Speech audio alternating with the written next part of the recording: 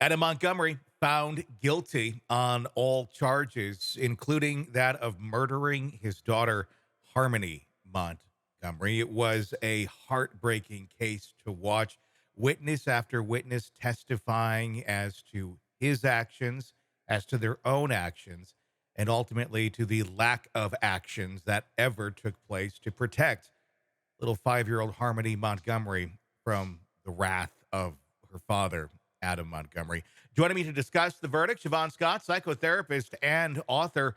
I don't think any of us were surprised by this verdict. But what did you make of the trial as a whole? We heard from so many people in so many places where it really felt like something could have been done if we were to go back in time and say, here's what we should be fixing. What would you be advising people as to where they could have inserted themselves into Harmony's life to make a difference? Yeah, over and over and over again, we saw places where there could have been some kind of intervention, and it was just an abysmal failure of the Department of Children and Families, DCF there. It was a failure of Harmony had a court-appointed attorney Hmm. who failed her abysmally. And then, of course, the tendency in this country to prioritize the rights of parents at the expense of the rights of children, which technically isn't really supposed to happen that way, but the way it plays out. I was reading, it's available online, the Office of Child and Advocate report done by the state, where they took this case apart from the time of Harmony's birth and went over everything that happened. And they really identified very clearly where the failures were. And anybody who wants to read that can find it online. Just put Harmony Montgomery Office of Child Advocate report, and Hmm. you'll be able to read the whole thing. But I'm reading now, this was a central finding from the report. Harmony's individual needs, well being, and safety were not prioritized or considered on an equal footing with the assertion of her parents' rights to care for her in any aspect of the decision making by any state entity. And, there is now a push because of this report to clean this system up. And that's the only positive thing we can say at this point is that they are hopefully going to be making changes. But it was appalling to read that as part of the case plan to try to unify Harmony with her parents, she was having little visits as an infant with Adam when he was incarcerated in prison for attempted murder.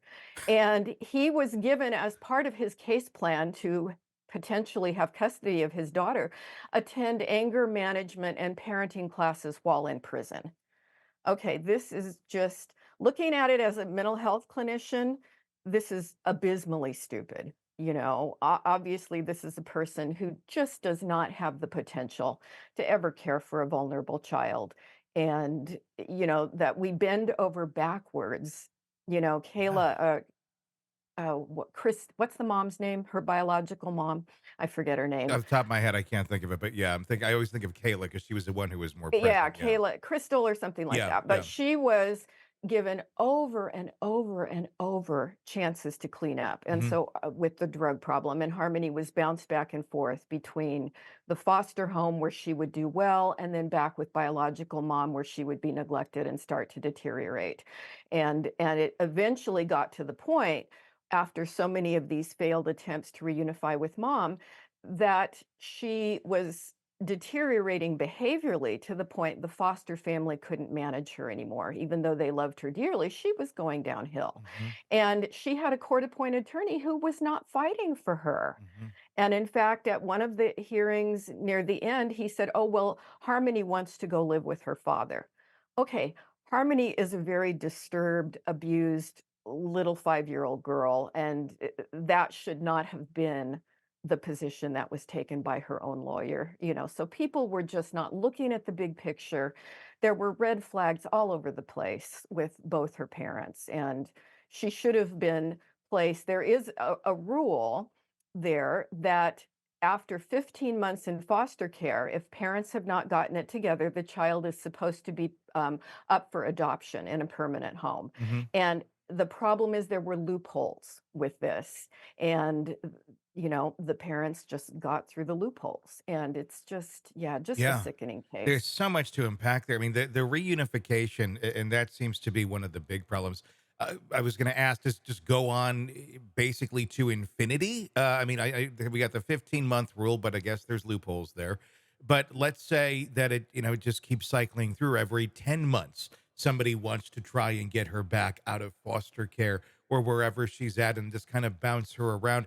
I mean, at what point, is that just how the system works? And they just basically we're just bureaucratically following the bureaucracy and the rules without fully understanding or without fully taking into account the damage that it's doing to people Yeah. like Harmony. Yeah. It's like, well, the rules say we got to do this and do that. And that, Harmony be damned, I guess, at the end of Yeah. the day, as long as we keep following these things that we're supposed to do. Yeah, and it's absurd to read the case plans, having worked with abusive parents who have been mandated to, court mandated to parenting classes. I'm sorry, if these folks are so disturbed that they've lost custody of their kids, that they've been incarcerated for violent crimes, parenting classes, a series of 8 weeks of, put your kid in timeout, don't hit them. I mean, I'm sorry, this does not integrate. It does no good whatsoever. And there just seems to be an incredible bias toward reunification, which, as I've said before, I think is based upon flawed studies and bad Mhm. data going back decades. Yeah. And, we've just got to hope that there's enough pressure now for these agencies to shift the focus and do better. Hey, it's Tony Brueski. If you like the podcast, be sure to like, subscribe, and press that bell so you don't miss any of our updates on the cases we're following for you right here at the Hidden Killers podcast from True Crime Today. And thanks